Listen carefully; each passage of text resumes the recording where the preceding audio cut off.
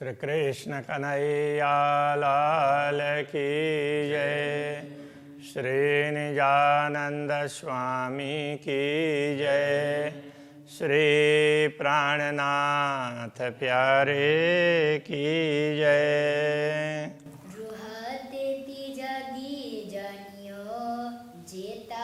दिल में चुभे हक अंग, जो अंग हृदय न आइया, रूह के तेती फरामोशी संग।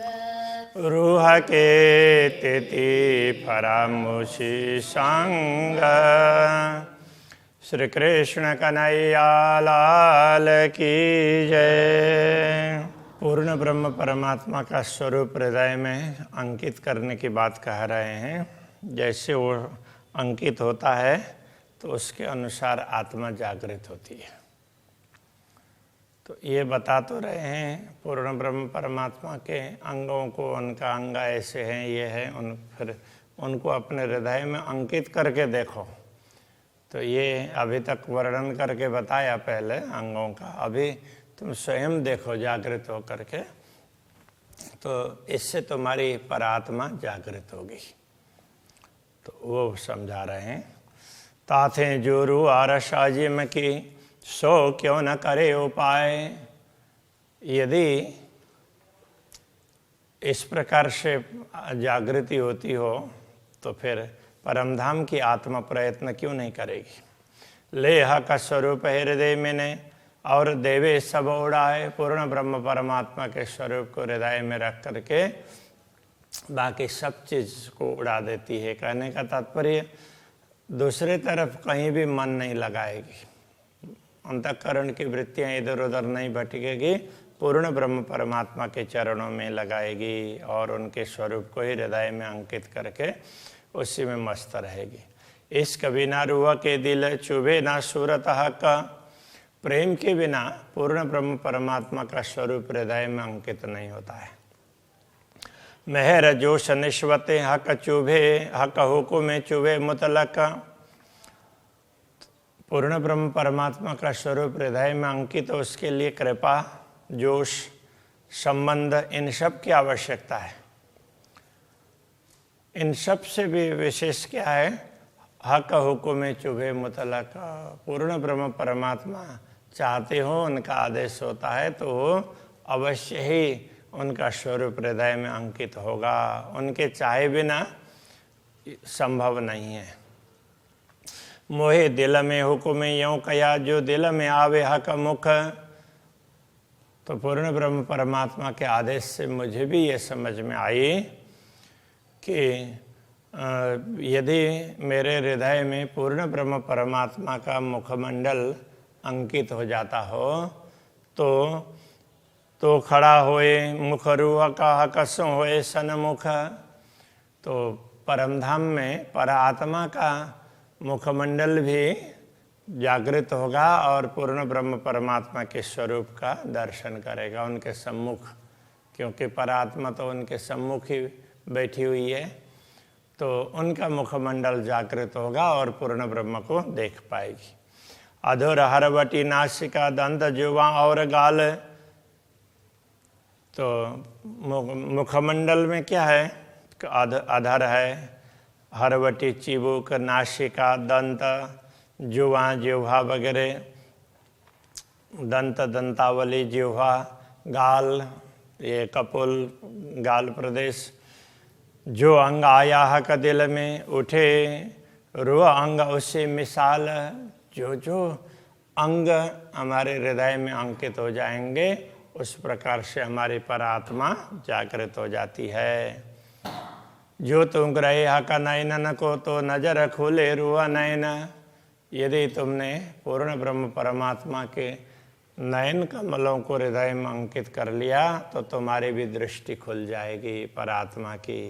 तब आशिक और माशुक के होए नयन नयन से सैन। तब आशिक और माशुक, अनुरागिनी आत्मा और पूर्ण ब्रह्म परमात्मा के बीच आँखों से ही बातचीत हो जाएगी। आँखों के संकेत को आत्मा समझ पाएगी। जो हक निलाट आवे दिल में और दिल में आवे श्रवण, जो पूर्ण ब्रह्म परमात्मा का ललाट प्रदेश हृदय में अंकित होगा, इसके साथ साथ में श्रवण भी अंकित हो जाएंगे तो पूरा मुखमंडल अंकित हो जाएगा।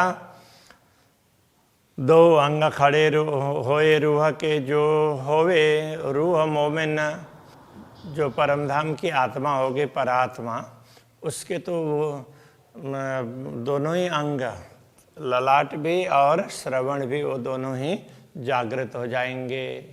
तो पूर्ण ब्रह्म परमात्मा के मुखमंडल को पूर्ण रूप से आत्मा दर्शन कर पाएगी। भौं भ्रुकुटी पल नासिका सुंदर तिलक हमेश, तो भौं है तो भ्रुकुटी है, पल पलक नासिका, सुंदर तिलक हमेशा, तो हमेशा सुंदर तिलक दिखाई देता है वो तिलक मुखमंडल में, तो ये सारी चीज़ें आती है। गौर शोभा मुख चौक की, मुखमंडल की शोभा बड़ी गौर है। क्यों कहूँ ज्योत नूर केश, तो नूर केश भी कैसे हैं, बड़े प्रकाश बिखरने वाले हैं। तो इस तरह से पूरे मुखमंडल में केश के भी दर्शन होंगे, श्रवण के भी होंगे, ललाट के भी, ललाट में तिलक है, आँख हैं, और पूरा पूरा नाक मुख वगैरह, ये सारा मुखमंडल उसका दर्शन करते हैं। तो इस तरह से ये सब हृदय में अंकित हो जाएंगे। तो इस तरह से परात्मा का मुखमंडल भी जागृत होगा।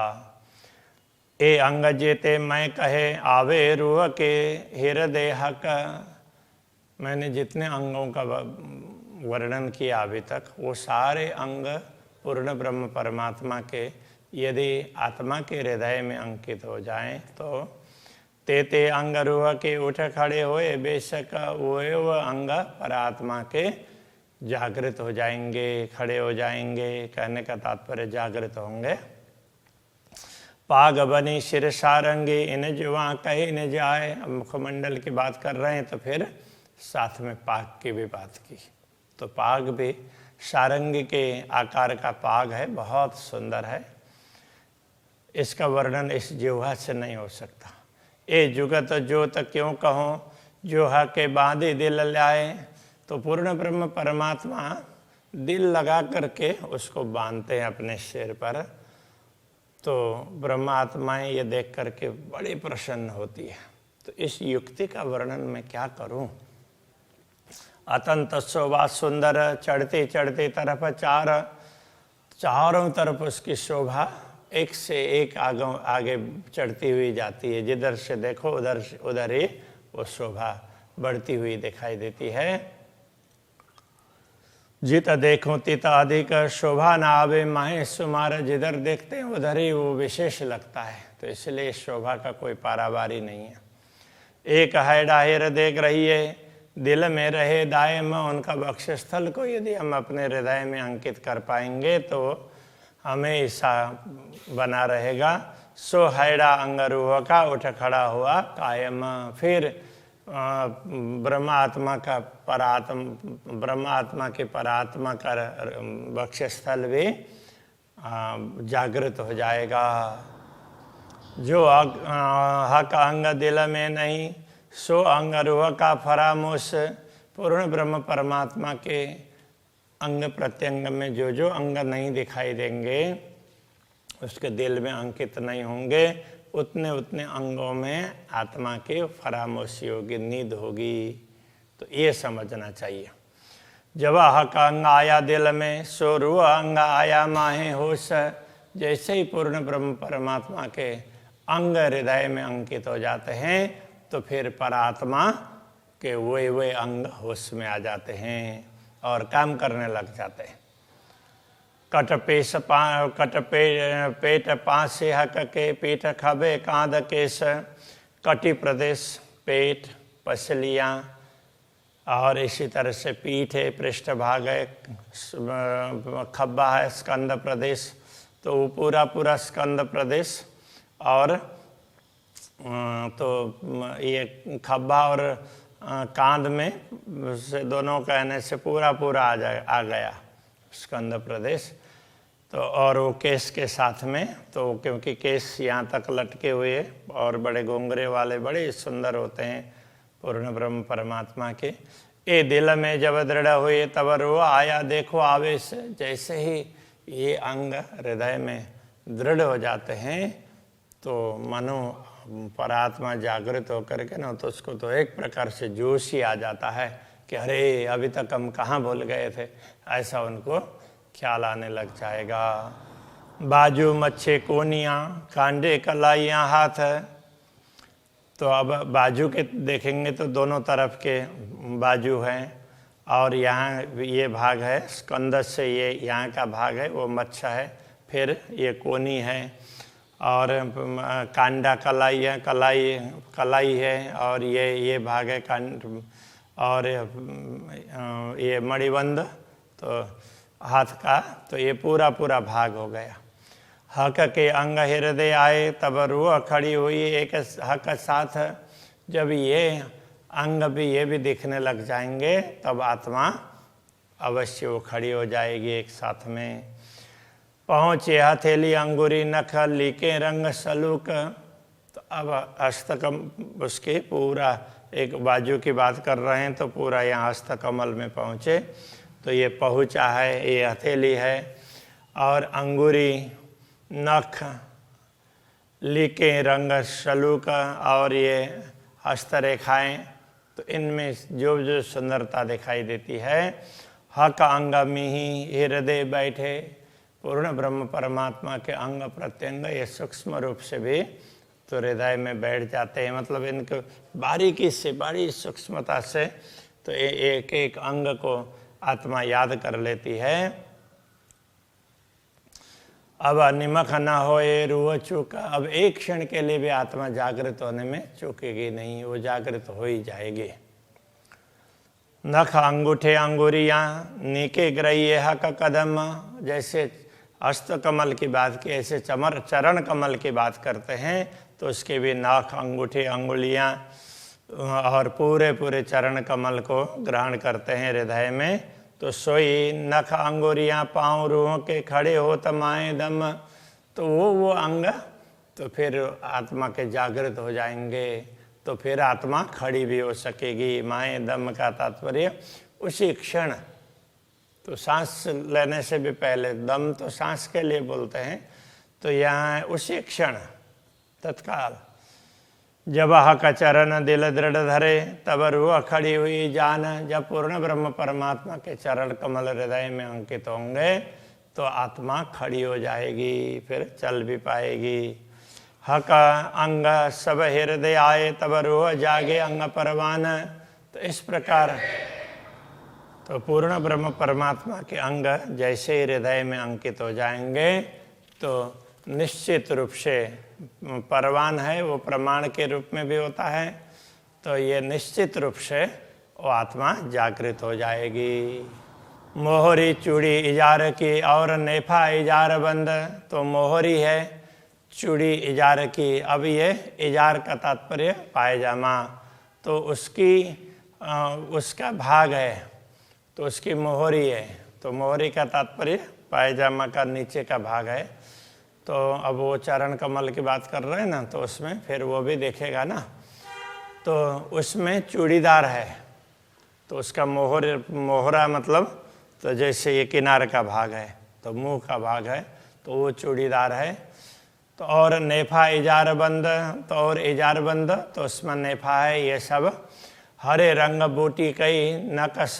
तो उसमें वो जैसे ये इजार है तो पायजामा है वो केसरिया रंग का है, और उसमें फिर ऊपर जो नेफा है तो वो हरे रंग का। तो उसमें भी अलग अलग प्रकार की बूटियाँ वगैरह हैं, और उसमें फिर वो इजार बंद है, उसमें भी अलग अलग प्रकार के रंग हैं। तो कई नक्काशी किए हुए हों, इस प्रकार से चित्रित हैं। हके शोभित भली सनंद। तो ये सब पूर्ण ब्रह्म परमात्मा के अंग में बड़ा ही शोभित है, सुशोभित होता है। क्यों कहूँ जुगत जामे की। अब उसके ऊपर जामा है तो उसकी युक्ति पूर्व कैसे बताएं, तो वो जामा है वो सफ़ेद रंग का है। हरे पर उज्जवल दीवान दावन, तो वो अब वो नेफा जारबंद, तो उसके हरेपन के ऊपर में तो सफ़ेद है, तो सफ़ेद में हरापन भी दिखता है। तो हरे पर उज्जवल दावन, तो उज्जवल सफ़ेद रंग का है, तो वो अंदर की थोड़ी थोड़ी आभा दिखाई देती है। निपट शोभित मिही बेलियाँ, उसमें भी बड़ी सूक्ष्म रूप से बनी हुई लताएं वगैरह ऐसी चित्रित हैं, वो भी बड़ी सुंदर हैं। झाई उठता अति रोशन, न तो उसका उससे आभा निकलती है, बहुत सुंदर और बहुत प्रकाश वाली निकलती है। एक श्वेत रंग जामा कया, तो एक श्वेत रंग का जामा ऐसा कहा। माए जवेर जुगत कई रंग, उसमें अलग अलग प्रकार के रंग के रत्न जड़े हुए मिलेंगे। इन जुआ रोशनी क्यों कहूँ, जो झलकता रस के नंग, तो उनमें से जो प्रकाश निकलता है उसका वर्णन क्या करें। तो ये तो परमधाम के रत्न है ना, उनकी चमक तो दुनिया से अलग विशिष्ट प्रकार की होगी। दुनिया में तो प्रकाश से उनको देखना पड़ता है, उससे चमकते हैं, और परमधाम के ये रत्न हैं स्वतः चमकते हैं। बीच पटुका कश्या कमर में, तो अब कमर में बीच में पटुका बांधा हुआ है। रंग कई विध छेड़े किनारा, तो उसके किनार में कई प्रकार के रंग के रत्न वगैरह जड़े हुए हैं। बेली नकश फूल केते कहूँ, तो उसमें विभिन्न प्रकार की लताएं अंकित हैं, फूल हैं, ऐसे पत्ते वगैरह, तो कितने उसका वर्णन करें। अवकाश भरियो झलकार, उसमें से जो झलकार चमक निकलती है वो पूरे आकाश में छा जाती है। एक झलकार मुख कहता हूँ, माए कई सलों की सुखदाय। मैं तो एक चमक की बात बता रहा हूँ अपने मुंह से, वैसे तो उसमें इतनी सुंदरता है, माए सलों की सुखदाय, बहुत आनंदित करने वाली सुंदरता उसमें है। सो गुण गर्भित न जुआ, रंग रोशन क्यों कहे जाए। ये सारे गर्भित गुण हैं इस जिह्वा के द्वारा, उनके रंग है, उनका प्रकाश है, उन प्रकाश की तरंगे, उन सब का वर्णन ही नहीं हो सकता है। तो ये तो ऊपर ऊपर से प्रकाश बता दिया। जामा जुड़ बैठा अंग पर, कोई अचरज खूबी लेत। तो ये जामा किस प्रकार से है कि मानो शरीर के अंग का, शरीर का एक भाग हो अंग की तरह से, तो ऐसे जुड़ करके बैठा हुआ है। कोई अचरज खूबी ले, तो उसकी विशेषता भी आश्चर्यजनक है। शोभा शलु की सुख क्यों कहूँ, और गौर पर जामा श्वेत, गौर अंग गौर पर जामा श्वेत। शोभा शलु की सुख क्यों कहूँ, सुंदर शोभा की बात क्या करें। तो ये गौर अंग पर और वो श्वेत रंग का जामा और ज़्यादा सुशोभित हो रहा है। बगलों नकश के बड़े, कंठ बेली दो गिरवान। बगलों में दोनों तरफ ना, ये बाजू में तो केवड़े का केतकी फूल की तरह से उसके बड़े वैसे उसका फूल चित्रित है। कंठ बेली दो गिरवान, तो यहाँ पर ना ये वो जामा है, कैसे है कि इस तरह से वो ऊपर नीचे होता है, इधर से और इधर से आता है ना, तो यहाँ बांधते हैं, इधर बांधते हैं, तो यहाँ दोनों ओर से ऐसे आता है। तो ये कंठ में बेली दो गिरवान, गिरवान है वो भी ग्रीवा का ही है। तो ये जामे का गला, तो वो ये कंठ हो गया, और जामे का भी ये गले में किनारी है ना, तो वो दोनों तरफ से दो लताओं की भांति बड़ी सुंदर सुशोभित होती है। ए जुगत जो वाक तो कहे जो कछु होए इन मान। तो इस शोभा को, ये इतनी सुंदर शोभा है वो किनारी पर वो लताओं की, तो उसका वर्णन तभी हो सकता है इस जिह्वा से जो कछु होए इन मान। उसका यदि कोई दूसरा कोई उदाहरण दिया जा सकता हो तभी उसका वर्णन हो सकता है, उदाहरण तो दिया नहीं जा सकता। कटाव कोतकी कांद पीछे स्कंद प्रदेश के पीछे भाग में भी ना, तो वो कोतकी केतकी केवड़े का फूल है, उस तरह के चित्र चित्रित हैं। ऊपर फुंदन हारों के, और ऊपर वो हारों के फूंदने हैं, तो वो हारों के उसमें जो हार की गांठ है तो उसमें से लटकने हैं, तो झुमके झूल रहे हैं, लटक रहे हैं, तो उस तरह से। रूह जो जागृत अरस की सुख लेसी बखाइत है, जो आत्मा पर परमधाम की आत्मा यदि जागृत होगी तो उसको सारे दृश्य दिखाई देंगे और वो आनंदित होगी। बाहें चूड़ी और मोहरियाँ, चूड़ी अचरज जुगत, तो बाह में चूड़ी है, बाह में या चूड़ी है, और उसमें भी मोहरी, तो ये उसमें ये जामे की मोहरी है, किनार है। चूड़ी अचरज जुगत, तो वो भी चूड़ी की तरह से दिखाई देती है, और आश्चर्यजनक ऐसा होता। चूड़ी तो है ही, साथ साथ में वो भी इस प्रकार से चित्रित है कि वो भी चूड़ी जैसी लगती है। निपट मिही मोहरी से चढ़ती शोभित, और वो चूड़ी है मोहरी से भी और ज़्यादा सुशोभित होती है। आए वस्त्र हृदय हक के, रुआ अपने पहने बनाए, जैसे पूर्ण ब्रह्म परमात्मा के अंगों के वस्त्र वगैरह ब्रह्मात्मा के हृदय में अंकित हो जाते हैं, तो ब्रह्मात्मा के वस्त्र, उनको लगता है कि हमने भी वस्त्र पहने हुए हैं, वो भी सब जागृत हो जाते हैं। तेती खड़ी रुआ होता है, जेता दिल में हक अंग आए, क्योंकि आत्मा उतनी ही खड़ी होगी, जागृत होगी, तो जितने पूर्ण ब्रह्म परमात्मा के अंग उसके हृदय में अंकित होंगे, तो जैसे जैसे उनके वस्त्र आभूषण भी दिखने लगेंगे तो वस्त्र आभूषण भी पहने हैं ऐसा लगेगा। बाकी पहने तो हैं किंतु सब भूले हुए हैं, तो अभी ये याद करने की बात बता रहे हैं। 5 अनंग माए कलंगी, अब सिर में पाग है और कलगी है, तो उसमें भी 5 अलग अलग प्रकार के रत्न हैं। तामे 3 नंग ऊपर, उसमें से 3 ऊपर हैं, एक मध्य, एक लगता, एक मध्य है, और एक कलगी से लगता है। 5 रंग ज्योत बराबर, तो कलगी में ये 5 रत्न के रंग हैं वो समान रूप से प्रकाशित होते हैं। ये जो कलगी सिर पर लटक रही सुखदाय, सिर पर ये कलगी है, ऐसे ऊपर से ऐसे मुड़ करके ऐसे लटकती है तो बड़ी सुंदर लगती है। जो भूषण रूह नजर भरे, तो जानो अरवा देवे उड़ाए, यदि इन सारे आभूषणों को दृष्टि में लेते हैं और हृदय में अंकित करते हैं, तो मानव आत्मा इस शरीर को छोड़ करके तो परमधाम में पहुंच जाएगी, ऐसी स्थिति होती है। 7 नंग माए दुगदुगी, सो 7 जुदे जुदे रंग, तो अब वहाँ ये कलगी के साथ में फिर पाग में ना इधर इधर दुगदुगी है, ऐसे ऐसे लटकने से हैं, तो वो अलग से, और मोतियों की लड़ियाँ वगैरह हैं, तो उसमें 7 रंग हैं। जो 7 जुदे जुदे रंग, तो 7 रत्न हैं तो अलग अलग रंग के हैं। चढ़ती ज्योत आकाश में करत माहो माहे जंग, उनसे भी प्रकाश निकलता है तो वो सीधा आकाश में पहुंच जाता है, और वो अलग अलग प्रकार के रंग एक दूसरे से द्वंद्व करते हो ऐसा लगता है।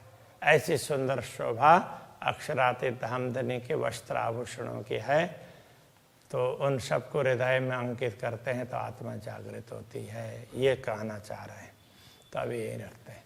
श्री कृष्ण कन्हैया लाल की जय।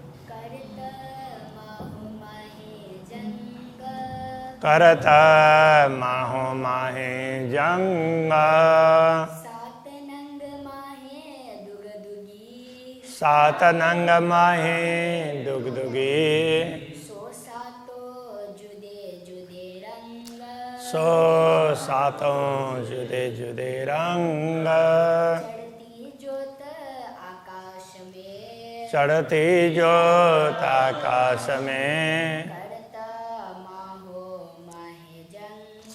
करत माहो माहे जंग।